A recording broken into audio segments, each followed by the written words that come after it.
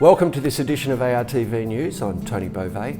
In today's episode, ARTV News, the Faulty Towers dining experience, Cruel Intentions, dinner on Blanc, Melbourne, Melbourne Food and Wine Festival, In a Heartbeat book launch, and ARTV magazine. Melbourne is gearing up for its annual dose of hilarity as the Melbourne International Comedy Festival descends upon the city in March and April. For 3.5 weeks, the city will transform into a comedy haven, with comedians taking over stages across Melbourne. The festival promises a diverse program catering to all comedic tastes, featuring world-class special events, innovative solo shows, and lively late-night performances. This is the best time of year to be in Melbourne. There are endless forms of comedy to enjoy. The city is teeming with funny and interesting people from all over the world. Melburnians and visitors alike are invited to immerse themselves in the laughter and experience the vibrant atmosphere of this beloved festival. Check the website for all the program details. Honouring the work and influence of Melbourne artist Bernard Sash, After History exhibition explores his expansive practice spanning drawing, collage, painting and beyond. Bernard wove European art, history and philosophy into deeply personal works. Rather than a traditional retrospective, this exhibition draws from his studio, highlighting his ongoing process of revisiting and reworking ideas over time. A parallel display will feature works by artists whom Bernard mentored, recognising his profound impact on multiple generations of Melbourne's art community. The exhibition, After History, is on at the Linden New Art Gallery until May 18. Melbourne will once again become a vibrant hub of First Nations artistry, as the Yirramboi Festival returns for its 5th iteration in May. This year, the festival will centre around a dedicated festival hub, the Uncle Jack Charles, named in tribute to the late iconic First Nations storyteller. The Uncle Jack Charles Hub, taking over the Malthouse Theatre and Chunky Move, will transform the space with captivating installations and a dynamic program. Festival goers can anticipate 5 world premieres, 2 international works, and lively late-night gatherings featuring First Nations DJs. Yirramboi 2025 promises to be a powerful celebration of First Nations creativity and cultural expression. Visit the website for further details. Melbourne will be swept away by the enchanting melodies of Disney in concert, live at the Arts Centre Melbourne. The Melbourne Symphony Orchestra, conducted by the acclaimed Jessica Gethin, will perform iconic songs from classics like Hercules, The Little Mermaid, The Lion King, Frozen, and many more. Following the overwhelming success of Disney's 100 concerts across Sydney, Brisbane and Perth last year, this highly anticipated event is making its way to Melbourne for 4 special shows. Audiences can expect to hear powerful renditions of hits like Let It Go, Part of Your World, and I Won't Say I'm in Love, accompanied by captivating animated sequences from the films. Featuring an all-star cast of musical performers, this concert promises to be a nostalgic and unforgettable experience for Disney fans of all ages. Melbourne's Princess Theatre is set to host the globally renowned musical phenomenon Jesus Christ Superstar, beginning this March at the Princess Theatre Melbourne, showcasing a critically acclaimed new production fresh from a triumphant run of US and UK tours, including an Olivier Award for Best Musical Revival. This production promises to be an unforgettable experience. The star-studded Australian cast features Michael Painter, a respected musician and recording artist, in the role of Jesus. Adding to the excitement, globally recognised comedian, singer and writer Reuben Kaye will play Herod. With lyrics by Tim Rice and music by Andrew Lloyd Webber, Jesus Christ Superstar delves into the final weeks of Jesus Christ's life through Judas's perspective. This highly anticipated arrival is a must-see for theatre enthusiasts. Looking ahead to one of Melbourne's most anticipated and exclusive dining experiences, Diner and Blanc. The world-famous pop-up picnic returns, bringing its signature all-white elegance to a secret location in the heart of the city. This global phenomenon, which began in Paris over 35 years ago, invites thousands of guests dressed in white to gather for a night of fine dining, live entertainment, and a touch of mystery. But here's the catch, attendees won't know the exact location until just hours before the event. They'll meet at the designated departure points across Melbourne before being whisked away to a stunning, undisclosed venue. This year, guests will bring their own gourmet meals, table settings, and decorations, all while adhering to the event's strict white dress code. Expect an evening of live music, dazzling lights, and a vibrant atmosphere as food, fashion, and friendship take center stage. With tickets selling out fast, those lucky enough to secure a spot will be part of a truly unforgettable evening. An elegant blend of spontaneous and sophistication that makes Diner & Blanc one of Melbourne's most unique social events. So if you see a sea of white under the city lights on March 29th, you'll know Melbourne's Diner & Blanc is in full swing. For more details, visit their website. The Melbourne International Comedy Festival is back this March. The festival, a cultural staple of the city, brings laughter and entertainment to multiple venues across Melbourne, transforming the city into the comedy capital of the world. With over 400 shows and hundreds of performances featuring comedians from Australia and around the world. This festival is a celebration of comedy in all its forms, from stand-up to sketch, and improved to musical comedy. The Melbourne International Comedy Festival is more than just a series of performances. It's an opportunity for both established and emerging talent to share their work with the city's diverse and enthusiastic audiences. This year, the festival has something for everyone.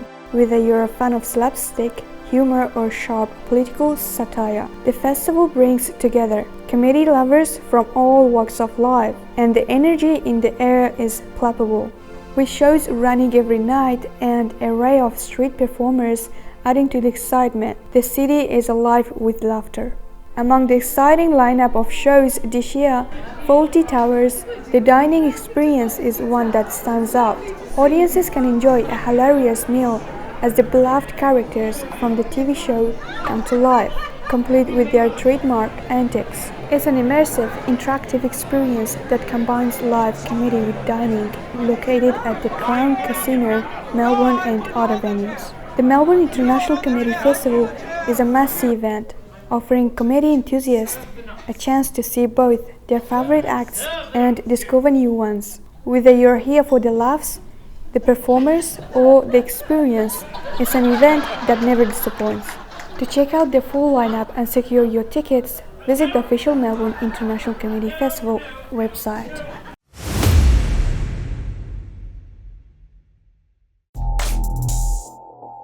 After captivating audiences across the globe, Cruel Intentions is now on at the Alex Theatre. The lights dim, the bass drops, and suddenly you're not in St Kilda anymore. You're smack dab in the middle of Manhattan's most scandalous party, the kind where secrets simmer and fortunes change with a single glance. Welcome to Cruel Intentions, the 90s musical party, and trust me, you're about to lose yourself. Forget just watching a show. This is a full-blown immersion, a time warp back to the decade that defined a generation.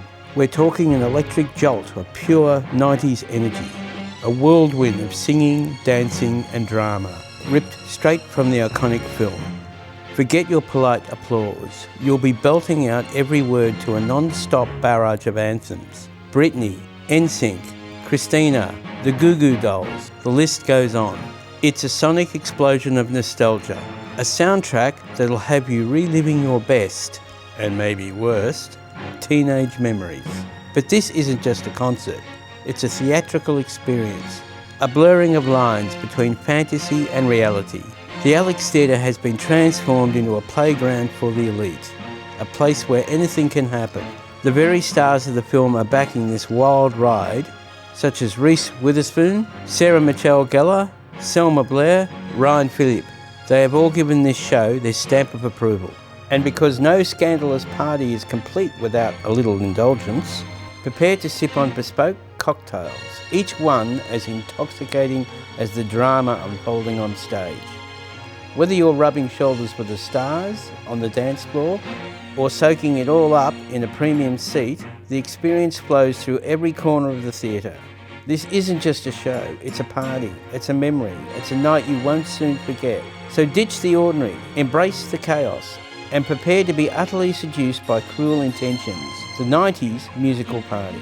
See the website for bookings and other details. Melbourne Food and Wine Festival returns, bringing together world-class chefs, local producers, and passionate food lovers for 10 days of unforgettable flavors and experiences. This year's lineup is packed with exclusive dining events, hands-on workshops, and immersive food experiences, celebrating the best of Victoria's vibrant food scene. Expect everything from intimate chef's tables and gourmet picnics to street food feasts and wine tastings at some of Melbourne's most iconic locations. One of the festival's biggest highlights, the world's longest lunch, where hundreds of guests will dine together at an epic outdoor table, set against a stunning Melbourne backdrop. And for those with a sweet tooth, the festival is also showcasing some of the city's most exciting pastry chefs and dessert innovators. But it's not just about eating. Visitors can learn from the best with masterclasses featuring top chefs and food artisans. Plus, local wineries, breweries, and distilleries will be pouring some of the best drinks Australia has to offer. With Melbourne's love for food on full display, the Melbourne Food and Wine Festival is a must-visit for anyone who enjoys good food, great company, and a taste of something new. For more details on event tickets and schedules, see the website. And don't forget to bring your appetite. Heart disease is the leading cause of death in Australia. Sadly, every 12 minutes, a person in Australia dies of a cardiovascular event. The Book in a Heartbeat is a groundbreaking collection of inspiring personal stories, expert insights, and life-saving information. Written in collaboration with cardiologists, psychologists, researchers, and survivors, the book aims to bridge the gap between medical knowledge and public awareness. Ladies and gentlemen, I want to make a statement up front. This book will save lives and save money. Through first-hand accounts, it captures the emotional, physical, and psychological impact of heart disease, not just for the patients, but also their families and communities. Contributors include survivors who were given a second chance at life, families who lost loved ones too soon, and medical professionals who have spent decades fighting this silent killer. Rachel's book fulfills a real need in the community for people who are affected by cardiac disease. And let's face it, if it's not you personally or it's not a family member, you do know someone affected by heart disease. It's just that common. Medical professionals travelled from all over Australia to attend this important event, coming together with survivors and families who know the devastating impact of heart disease. But this isn't just a book launch, it's call to action. Through In a Heartbeat, real stories are being told, real emotions are being shared, and the message is clear: heart health awareness can save lives. When my heart stopped beating, it wasn't anything that I knew or anything I did that saved my life. In fact, at that point was when I was the most powerless, when I had no voice. I could not beg for my life. I could not say, please, somebody, save my life. But what's also fantastic about this book is having a heart attack can change your life. If you've nearly died, you feel that you're one heartbeat away from, losing your life. So it really does affect people's lives and the family around them and the loved ones. And if you or your loved one has had a heart attack, you can find stories in here that give you comfort that you're not alone. This is an unprecedented moment where we have patients and doctors, politicians and decision makers, advocates from various cardiac organizations, and media, all here to discuss the myriad facets about addressing heart disease. The goal of the book is simple: to educate, empower, and inspire action. Every story shared is a reminder that a heart event is not just a statistic. It's real, it's urgent, and in many cases, it's preventable. The book is going to be very insightful and helpful for both people who have had heart attack and people who haven't, to become more aware of heart health. So go and buy this book. It's a book that everybody should have a read of, because heart health and heart wellness is a very, very big part of our community. We have to know more about it, we have to have information, and information is everything, and she's done that in a heartbeat. It's a fabulous book. Have a look at it. I haven't finished it yet because I only got it today, but you have a look, and it says if you're having symptoms that don't feel right, call 000. If it's not a heart issue, then that's okay. No one ever died of embarrassment. I think it's really important that we continue to shine a light on heart issues and heart stories, because we need to prevent these things from happening. We need to save lives where we can. For me personally, when my heart stopped, I needed people to resuscitate me, and I think the more people that we have in the community that are aware of what to do when somebody's heart stops, the more lives we'll be able to save. It explains it in such a way that's very relatable for patients. The information is very helpful, and it goes through all the scientific advances in a way that's very, community friendly and helpful for patients. For a deeper look into these stories and expert insights shared in a heartbeat, visit the official website.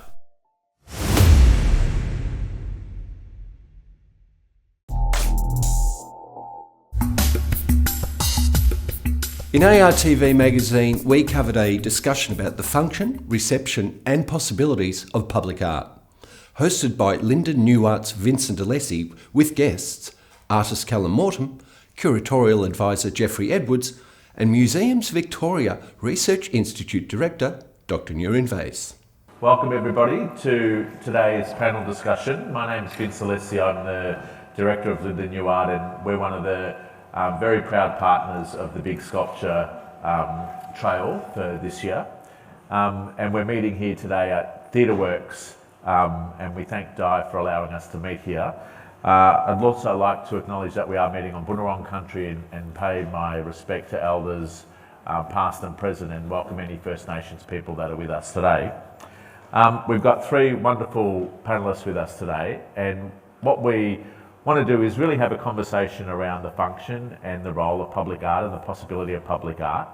And we're lucky because we have a curator, an artist, a scientist and researcher, but who is also a local resident. We will have hopefully some time for Q&A. So when we get to that point, we'll just get you to raise your hand and we'll get you to ask your question. But first of all, if I can introduce our wonderful panellists, starting from my far right, Callum Morton is an artist and Professor of Fine Art at Monash University's Art and Design and Architecture School, and also Director of Monash Art Projects. And he has been exhibiting nationally and internationally since 1987. Callum's public projects include Stonewash for the Istanbul pedestrian exhibition to Tunnel Karakoy in Turkey, Hotel, which I'm sure many of you know, on the Eastlink Freeway in Melbourne, the Permanent Pavilion Group for the Fundament Foundation in Tilburg in the Netherlands, Silver Screen, which is at MUMA, Monash University Museum of Art in Melbourne, Monument Park in Melbourne Stocklands, and a host of others. Callum represented Australia at the 2007 Venice Biennale with his work Valhalla, which is now located in the grounds of the Tarawara Museum of Art, and he's also been the subject of a retrospective at Heide Museum of Modern Art. Thank you. Next to Callum, we have Dr. Nurin Vase, who's currently Director of Museums Victoria Research Institute, bringing together the areas of First Nations people's knowledge, science, technology, history and contemporary museums, with an emphasis on multidisciplinary place-based approach to healing country, health and well-being. Nurin has expert knowledge of science and the scientific environment, with an established reputation in audience and public communication. She was General Manager of Science Works and Senior Curator of Medicine and Health at Museums Victoria. She was instrumental in the development of benchmark science exhibitions for Melbourne Museum's Mind and Body Gallery. Nurin has a background in biochemistry, immunology and cell biology, having worked as a medical researcher in both Melbourne and New York, and is also a local resident of St Kilda.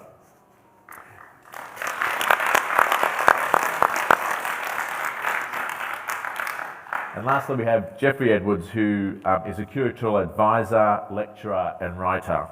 Since his retirement in 2016, I always like how you use the word retirement, but you're not really retired. But retired as director of Geelong Art Gallery, he has been artistic advisor to the prominent Melbourne-based philanthropists John and Pauline Gandel, chiefly in respect of the family's celebrated Point Leo Estate Sculpture Park on the Mornington Peninsula. Prior to his time at Geelong, Jeffrey held numerous curatorial positions at the National Gallery of Victoria, concluding his time there as Senior Curator of International and Australian Sculpture. He has published widely on historical and contemporary sculpture, Australian painting and the decorative arts. He's a board member of the Johnson Collection House Museum in East Melbourne, a member of the National Advisory Committee of Sydney-based organisation Sculpture by the Sea, a sometime member of the Public Art Advisory Committee of the National Trust of Australia, and a trustee for the Colin Holden Charitable Trust. He's also president of the Sydney-based organisation Arts National. Will you please welcome all three?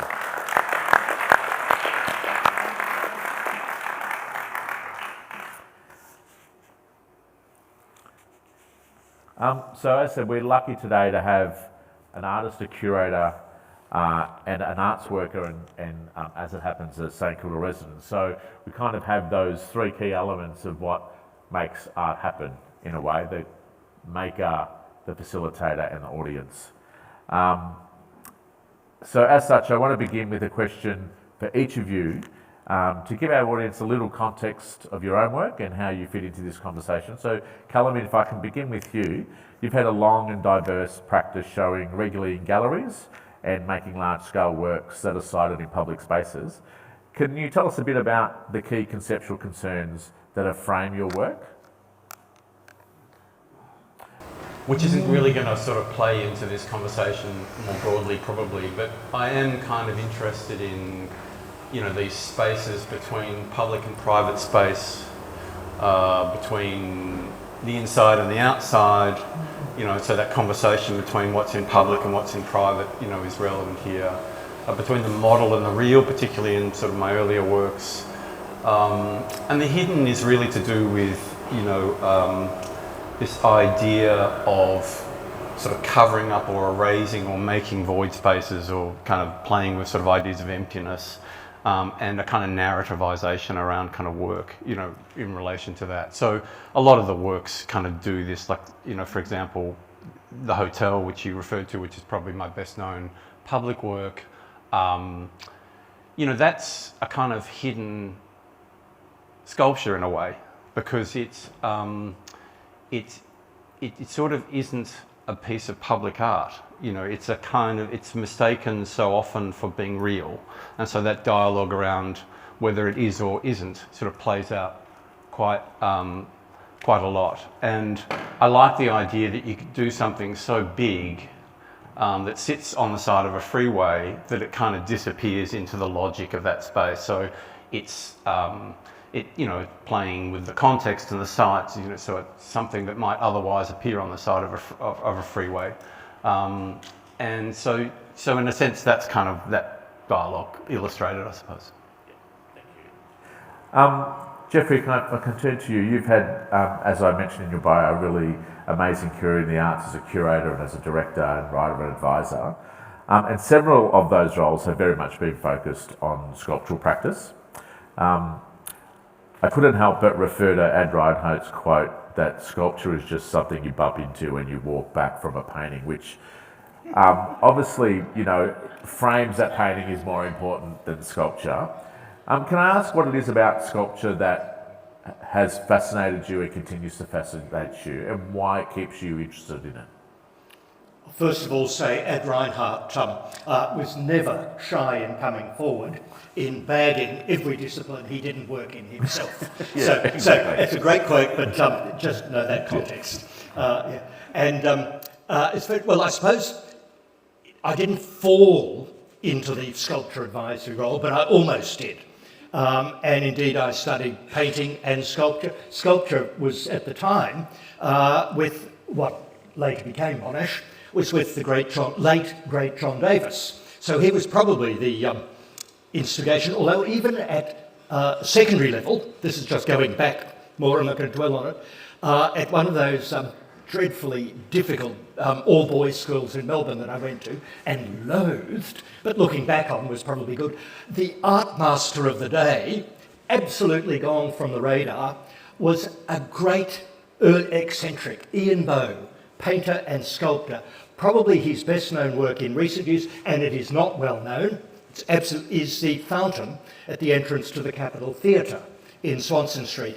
Ian Bowe had been, for many years, long before he was a head art master at this particular school, had been one of Melbourne's enfants terribles. He was always the subject of, am I the only person who's old enough in this room to remember Weg cartoons? And Weg cartoons, your parents told you about them. But anyway, the Weg cartoons often, as I understand, featured Ian Bowe. He was a little dynamic, big of a guy, and he was a great inspiration. Absolutely didn't quite fit in at this very conservative, very highly disciplined school.